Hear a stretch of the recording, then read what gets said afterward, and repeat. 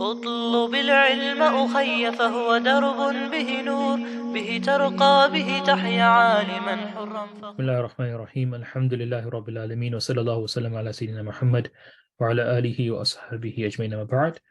Assalamu alaikum wa rahmatullahi wa barakatuh.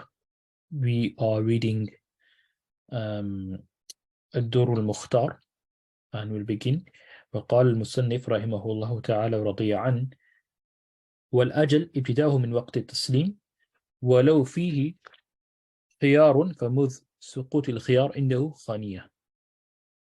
This discussion now addresses the matter of when does the period of deferral begin. If you have a transaction where there is a stipulation of deferred payment, when does that deferred period actually initiate? Remember, if something is not stipulated in the contract, if the deferral is not stipulated in the contract, that contract is deemed to be a al-bay'ul hal or bay'ul mu'ajjal if there is no deferral stipulation in the contract. So even if the money is not paid, then the transaction will be deemed to be hal. And what does that mean? That means that the seller has the right to demand payment immediately, because when there's ajal, the right of talab and the right to demand payment is saqit. He forgoes his right by allowing ajal.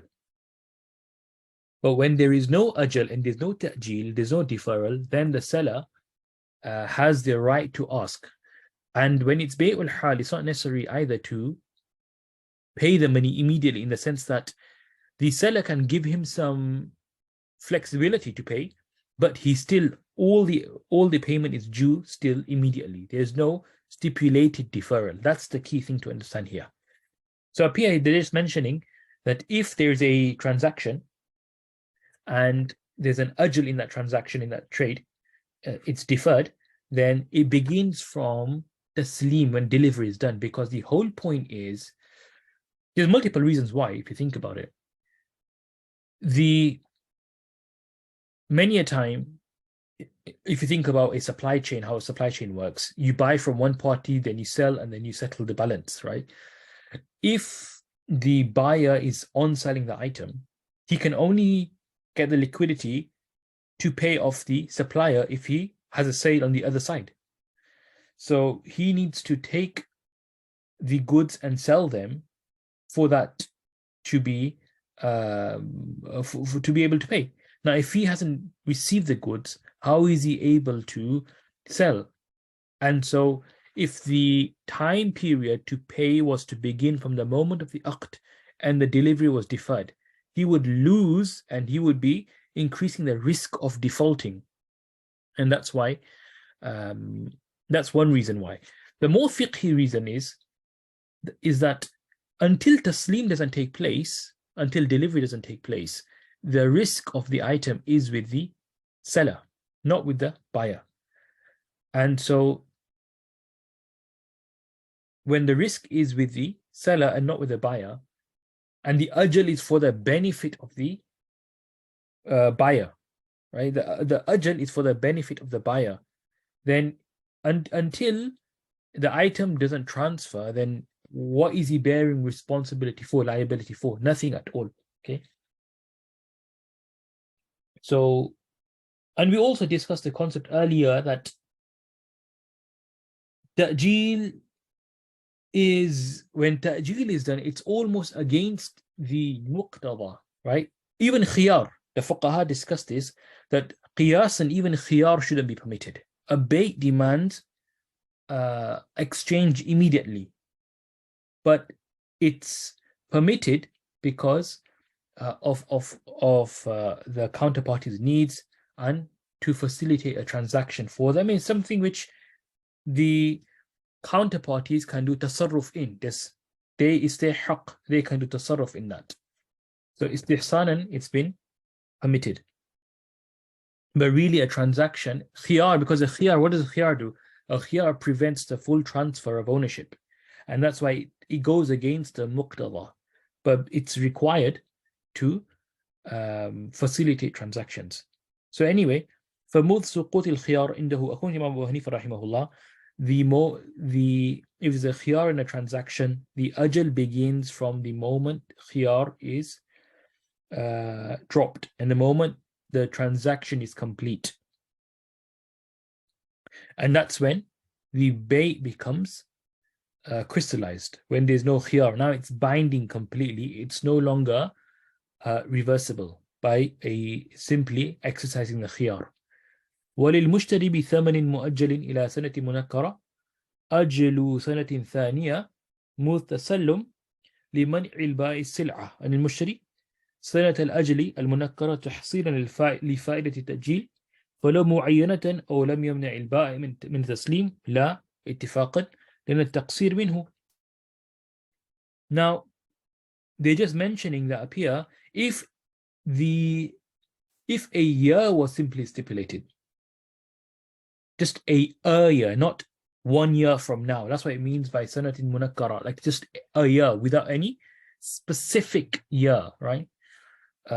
Just that the transaction had 1 year, you'll have, then the moment, and if in this scenario, just say it took 1 year to deliver, then from tasallum, the moment the buyer received the item, that's when the year will start. And so this happens in two scenarios. One, if this buyer, he prevented the item being delivered. And secondly, that if the delivery didn't take place, right? Then in that instance, then the moment the buyer receives the goods, he'll have 1 year's worth of ta'jeel and 1 year's worth of a period to pay the amount. That's the whole point, because the ta'jeel in his fa'idah. And if he hasn't if he hasn't received the item, then there's no benefit for him. However, if the year was specified, meaning you said the year begins from now, or the seller, he didn't deprive or restrict the buyer from taking possession, then everyone agrees, because in that instance, the taqsir and the deficiency and the fault is from the buyer's side, and therefore he had the chance. You could even argue potentially takhliya is done. If takhliya was done, then even qabd is done. But if the buyer didn't prevent the seller from taking possession and the seller didn't take possession, the buyer didn't take possession, then the time limit will have commenced already, because the fault was that of the mushtari, the buyer, not the buyer, the seller. والثمن المسمى قدره لا وصفه ينصرف مطلقه إلى غالب نقد البلد أي بلد العقد مجمع الفتاوى لأنه المتعارف. Now from here they're just mentioning what's mentioned, what is meant by الثمن المسمى. Musamma meaning it's qadr, no, it's wasf. According to one opinion. Another opinion is that if there's ikhtilaf in wasf as well, then wasf needs to be known. So the amount, when we're talking about thaman al-musamma, what does it mean to have tasmiyat al-thaman? The amount of the thaman must be known. And when you have this thaman musamma, then yansarifu mutlaqu ila ghalib naqd al-balad. From here, what they're discussing is, in a few sentences, the idea of tarjih in fiqh. Fiqh always revolves around tarjih. Fiqh needs tarjih, basically. Tarjih takes place in multiple ways, either through tasrih, through dalal and urf, or through any other indicator that gives tarjih. But typically, there's two common and most, you could say, prevalent forms of tarjih in matters, that is urf and tasrih. Why are we doing tarjih? Because mu'amalat work on the idea of tahriyan al-jawaz. We're always trying to facilitate mu'amalat. Why are we always trying to facilitate mu'amalat? Because the asal for mu'amalat is that it's for the dunya, to fulfill your worldly needs primarily, and then secondarily for the akhirah, to fulfill your worldly needs, to allow people to transact and trade, and thereby they can get what they need to focus on the akhirah.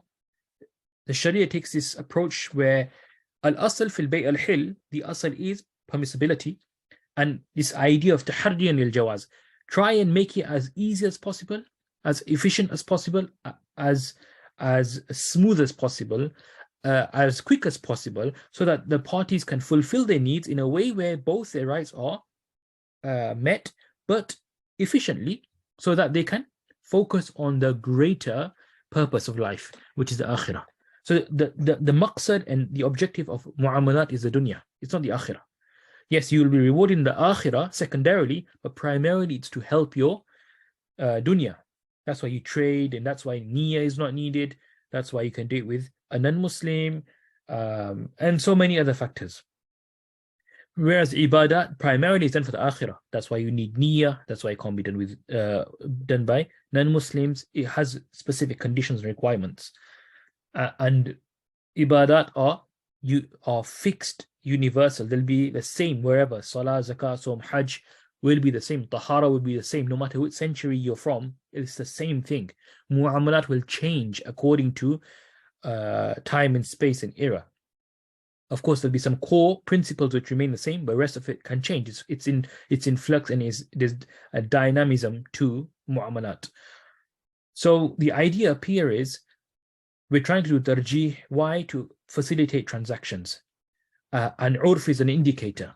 If there's no tasrih, which is also a murajjih, then you go to urf, which is dalala. That also satisfies. So if there's mutlaqut thaman, meaning you haven't specified the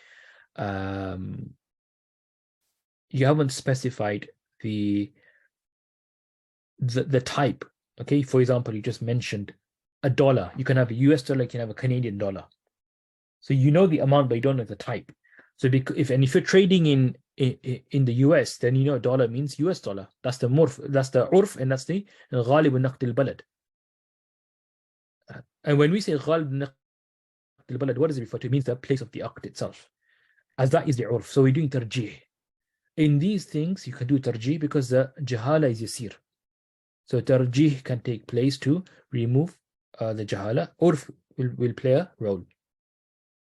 وإن اختلفت النقود مالية كذهب شريفي وبندقي فاسد العقد مع الاستواء في رواجها إلا إذا بين في المجلس زوال الجهالة. If the maliya of, meaning the value and purchasing power rather, of these different currencies, so you have two types. There's two types of gold coins. You have a sharifi or bunduqi, right? These two different types of coins which were minted, and their purchasing powers are different, and they both are equally common and equal in their currency element. They're both current at the same level, but there's no way to do tarjih. There's no tasrih, and the urf is neither an indicator or a murajjih, because both of them have the same purchasing power. Then the aqd will be fasid al-aqd, because up here there's no way to do tarjih. When there's no way to do tarjih, the probability of niza' increases. When the probability of niza' increases, then fasad will become the default. So it'll become fasid, because the rawaj and its kind of currency element is the same.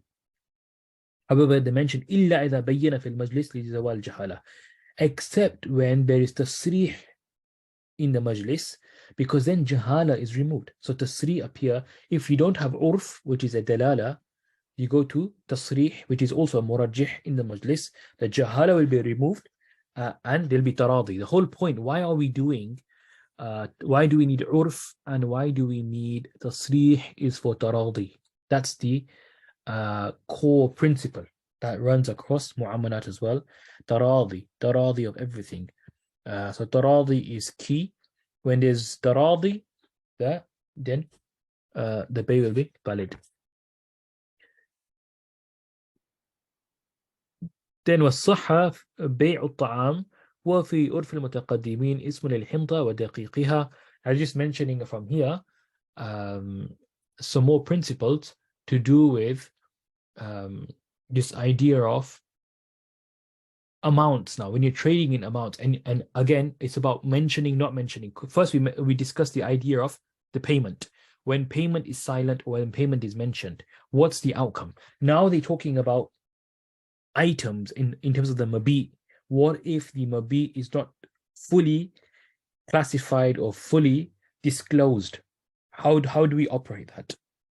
So bay' al-ta'am, hinta, wheat, flour, it's permissible. Kaylan wa juzafan, it can happen whether it is in volumetric measure or even if it's without any measure. By estimation, it's still valid. Okay? إذا كان بخلاف جنسه ولم يكن رأس مال سلم. It's permissible whether you sell by estimation or you sell by volume. Now this is different, whereby in thaman you couldn't do estimation. You needed to know.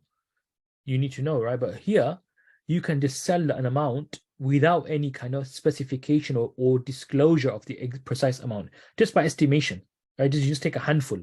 It's fine, because up here, why is that the case? It's permissible to do that, as knowing the quantity in and of itself is not maqsood in a mabi. Rather, it's taradi. That's the maqsood. The objective is taradi. If both parties are happy with this just random amount without knowing the precise amount, but we know in front of you he's just got 2 handfuls of ta'am, you don't know the exact volume, then it's absolutely fine. What's problematic is when the jahala causes nizar. And up here, when there's no nizar, both parties are happy with the whatever's been presented, then it's absolutely acceptable. Then he mentions, you can't have this bay'u ta'am with a ta'am or something else, a barley or anything of that nature, when you both have ribawi items, when the jins is the same and the qadr is the same. So if they're both kayli, so you have hinta on either side, for example, then you can't. It has to be equal and settled immediately. The amount has to be the same and it has to be settled immediately to prevent riba. Likewise, walam yakun ra'sa mali salam, it's not the salam price, because up here, also in salam, if you have the Muslim fee, the item of salam that's already deferred and delayed, and you have this up here, which is, again, it's possible that you're buying something which is ribawi. So if you've got this item which is now the payment is a ribawi item and you're buying something ribawi, again, that will cause riba, because what you're buying, the Muslim fee itself, is deferred and delayed. And so you can't use something which will cause riba. And by using a payment method which in itself will cause riba, will be a means of riba. Okay. ومن المجازفة البيع بإناء وحجر لا يعرف قدره قيد فيهما وللمشتري الخيار فيهما نهر. Another form of mujazafa, which is estimation in sale, is when you are trading against a specific measure. You don't know the value, the quantity, the amount of that measure itself, but it's a specific thing, like a container, a specific container, or it is a hajar, a stone that you're using again in a scale, but you don't know the exact amount. But you know that this stone I'm using to work out the quantity. That's also a form of mujazafa, because you don't know how much it weighs or how much it is. But the mushtari would have khiyar in this. Okay, what's known as khiyar kashf al-hal in both instances, to work out exactly how much there is. So the transaction will be jaiz, it won't be binding though. Whenever there's khiyar, the transaction is not binding. The mushtari would have the option to return the item when he works out exactly how much is received. But because there's some understanding, it's enough to make the transaction binding. You've done some level of estimation, there's some amount of understanding of the quantity, but not sufficient enough, and that's why the khiyar comes in. The khiyar is simply like what we call jabrun nuqsan. Khiyar comes to jabr. in English we would say it comes to fill the gaps and fulfill the deficiency. So if a transaction has some deficiency, Sharia has mechanisms to kind of let the transaction go through, but have a remedy to fix the khalal and to fix the deficiency in the transaction. That's why khiyar comes in over and over again. Whenever there's sufficient baseline to let a transaction go through, but it's not at its optimal, there's still some deficiency, khiyar comes in. The khiyar will take the transaction from the baseline to optimality. Otherwise, because it's below optimality and it's kind of a gold standard, the exercising of the option or khiyar will then allow the transaction to be cancelled and nullified or annulled, right? وهذا إذا لم يحتمل الإناء النقصان والحجر التفتت، وإن احتملهما لم يجوز، كبيعه قدر ما يملأ هذا البيت ولو قدر ما يملأ هذا الطشت جاز سراج. They're saying, look, this applies when you're talking about an ina, a container or stone or these things. It's acceptable when these things are not such that they inflate and deflate. It's not like things that they inflate and deflate, because then you don't know, right? If, for example, you have a bag or something, you don't know the exact amount because you could add more and more and more, or you can't. You'd add less, and still both of them would be it still be regarded as something in there. So if this tafattut and this idea of it contracting and expanding, then it'll not be acceptable, because that doesn't help in any way, shape, or form. Rather, it doesn't give a clear idea of the quantity. However, the fuqaha mention when it comes to an example they give, it should be something like a wooden container or a plastic container. These things would be absolutely fine because they don't contract and expand. The rule should have been in water. In water, they would sell, and milk and liquids, they would typically use these leather bags. They should fall under this rule. If you sell something, the qiyas is it shouldn't be permissible, because the bag expands and contracts. But why is it permitted? Istihsanan is permitted because that's how it's done. It doesn't cause niza' because that's how it's typically sold. We know water is different too. And why is the istihsan there? Think about it. Water fills the entire container. It doesn't leave a gap. So however much is in there of water or liquid or milk or something, that's how much the container will be filled. Whereas if you have other items which are units or blocks or solids, it can sometimes take a particular shape, but there might be still so much gap left, right? There'll be there could be gaps in between, or depending what it is, it doesn't take the entirety of the shape, or it leaves gaps within. That's one thing. Secondly, the urf of trading in water and milk was in this manner. That is the urf. There was ta'amul, and there was no fear of niza then, because we're trying to ensure this taradi. Taradi is achieved sarahatan by mentioning, or dalalatan through urf and ta'amul. And we have urf and ta'amul here in these particular containers or these leather bags, which would suffice then.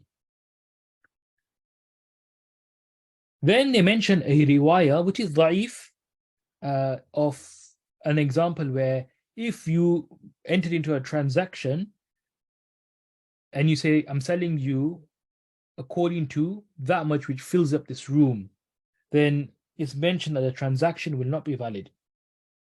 Okay. Whereas if you mention, if you sell according to how much this particular platter or plate or something is filled, then that will be permissible.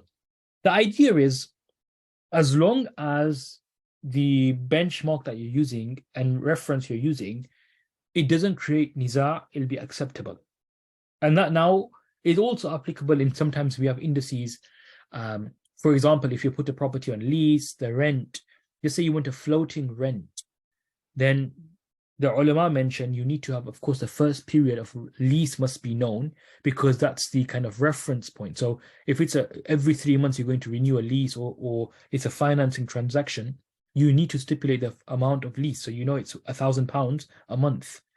But then in the second quarter, so from month 4 onwards, you say that it'll be the £1,000 plus 2%, or plus a particular rate, rate of inflation, right? Use the inflation rate, so whatever that is. But then the scholars mentioned that there can be jahala. So contemporary ulama mentioned you need to have a ceiling and a floor. So you can't allow, for example, it'll be £1,000 plus a maximum of 5%, or a reduction of 5%. It's either way. There's a bracket that you quote within the lease, so the inflation rate will bounce between these two brackets. So you can't go below minus 5%, and you can't go above plus 5%. So it'll be 1,000 plus 5%, or 1,000 minus 5%. The rent will just bounce between these two as a maximum, and it'll be between these two. So because I know the maximum and minimum, this jahala has been removed.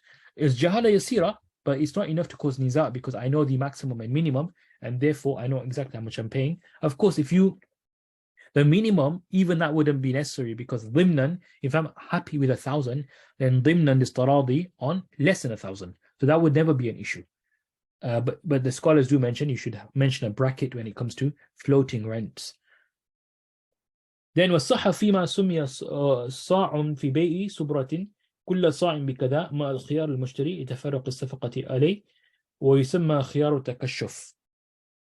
Up here now they're mentioning these couple of principles where you need to know, okay, something, either the mabi, the thaman, when you're selling amount and smaller quantities. So in this, the classical books of fiqh mention this idea of selling piles of wheat or heaps of wheat. If you sell one saw in that, and you mention that the price of each saw is this particular amount, is that valid or not? So the fuqaha mention, look, the principles are, if the total mabi and the total thaman are not mentioned, there's no murajjih. You don't know the total mabi. That's one thing. You don't know the thaman either, how much you're paying. So you don't know how much it's costing. You don't know how much thaman there is.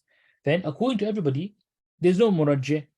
Then only one will be valid. Only one saw will be valid. That's why وَالصَّحَّ فِيمَا سُمِّيَ صَاعٌ فِي بَيْءِ الصُّبْرَةِ كُلَّ صَاعٍ بِكَذَا. One will be valid. ما الخيار المشتري لتفرق الصفقات عليه ويسمى خيار التكشف. So there's تفرق الصفقة. Why is it تفريق الصفقة? What does تفريق الصفقة mean? تفريق الصفقة means that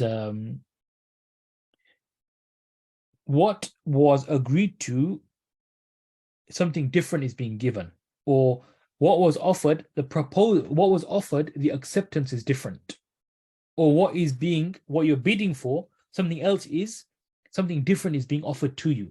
That's tafriq al-safaqa. The safaqa, which was an exchange, a mutual transaction, or a mu'awada. What happens is that in this instance, because the safaqa, which is both sides, you haven't been able to come to a mutual agreement, or what's been offered is different to what was asked for, proposed. That's called tafarruq al-safaqa or tafriq al-safaqa. That the safaqa has been somewhat halved, or it's been separated. You split it up by offering something different. Whereas a safaqa has two sides to it. By doing tafriq, you have split it in two and in half.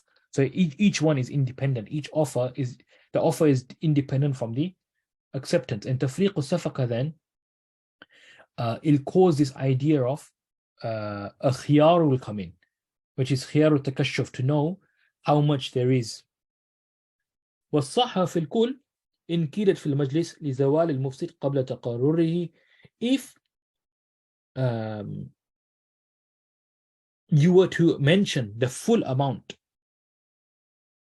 or rather up here, if you were to, the discussion is in the majlis itself, if you were to measure the amount, then all of it would be valid.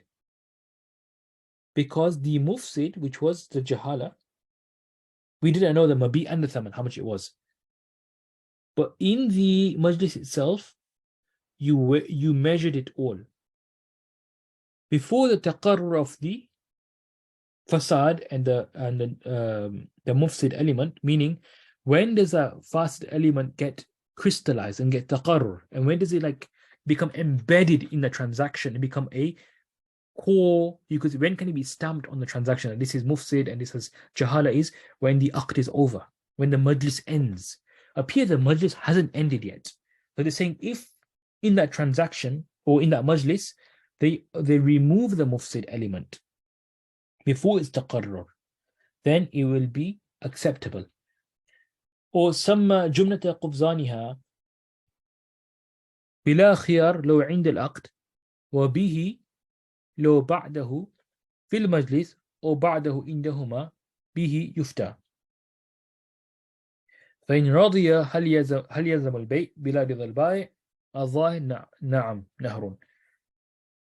Now up here, he's just mentioning this idea that if the full amount, the entire transaction, or the full amount of qafzan, this qafiz, this measure, was agreed to and known, then the entirety of the amount was sahha fil kull. Okay, all of it will be valid if you know the full amount. So if you know, for example, the total mabi or the total thaman, then the entire transaction would be valid because you can work out then how much you need to pay. You can work out the full amount. So the idea again in these examples is simple. If you can work out the full amount, if you have a formula to work out the full amount of how much you have to pay at the end, it's permissible. If you can't develop a formula to work out how much is the full price, it will not be valid. Rather, it'll only be valid in one, because that's the that's yaqinan and certain that you know how much one is, because that is stipulated. Like as a minimum, there's one there as a minimum, so you know the price of one was this much. Now, bila khiyar law عند العقد وبه لو بعده, if you work out the full amount at the time of the transaction, meaning before the transaction is crystallized and before it's finalized, then there is no khiyar whatsoever, because you know وبه, and it'll be fine with khiyar if you were to stay in the same majlis but you finalize the transaction, battle aqd. You've completed the aqd, but you're still there.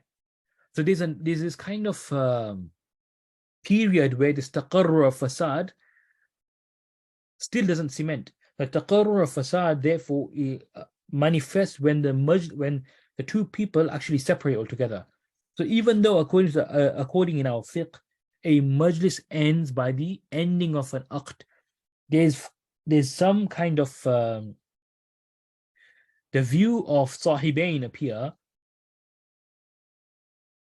and this kind of concept where if you have a mufsid element after an aqd has been done, but before you actually depart abdanan, there's no tafarruq al-abdan, then you can still rectify the mufsid. So wherever there's fasad, you can still rectify that. That is the view, that is what's being said here. According to this is according to Abu Hanifa rahimahullah. According to Sahibain or ba'dahu indahuma bi yufta. According to according to Sahibain, there is no requirement of that. It's mutlaqan, is permissible, right? You can mutlaqan, you can resolve the issue. Now they just mentioned that if